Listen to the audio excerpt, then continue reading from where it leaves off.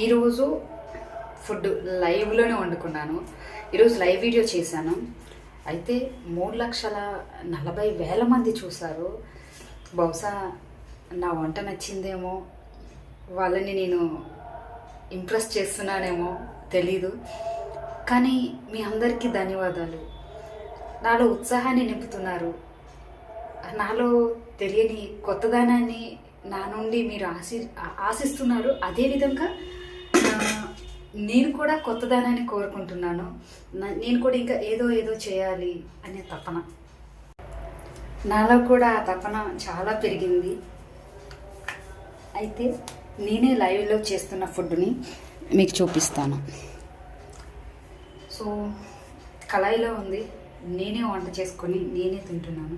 ఇంకా డౌట్ అయితే బహుశా మీరు నా లైవ్ వీడియో చూడండి.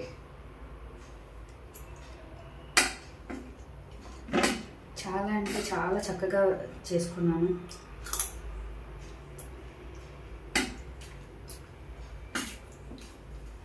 మీకు కూడా అనండి ఊరిస్తున్నాను.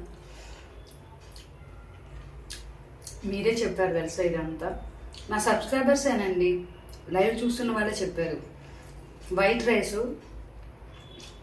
ఉండిపోతే ఏం చేయాలి, పడేయలేం కదా, వాళ్ళే చెప్పారు పెట్టండి అని.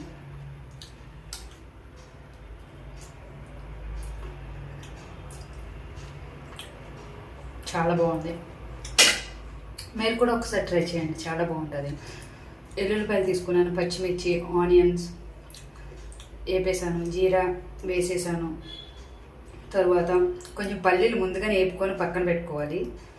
సో కొంచెం అంటే అన్నంకి సరిపడే కారం, ధనియాల పౌడర్, జీరా పౌడర్, సాల్ట్, పసుపు వేసుకొని, మీరైతే చేతులు ఉన్నాయి కనుక అన్నం బాగా కలుపుకుంటారు కనుక అన్నంలో వేసి కలుపుకోవచ్చు. నేనైతే తాలింపులో వేసేసాను.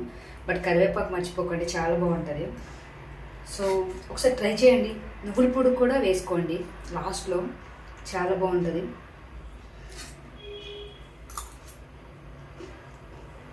అద్భుతం. నేనైతే కిచెన్లోనే నిలబడి తింటున్నాను. అటువైపు వెళ్ళిపోతే అయిపోతుందేమో. Thank you, love you guys. God bless you. మీకు కూడా నన్ను చాలా ఆదరిస్తున్నారు, అభిమానిస్తున్నారు. మీ అందరికీ థ్యాంక్ యూ. నేను అప్పటికి రుణపడి ఉంటాను. లైక్ చేయండి, కామెంట్ చేయండి, నన్ను ఇంకా ప్రోత్సహించండి. ఇంకా మంచి మంచి వీడియోస్ చేస్తాను. థ్యాంక్ యూ, ధన్యవాదాలు.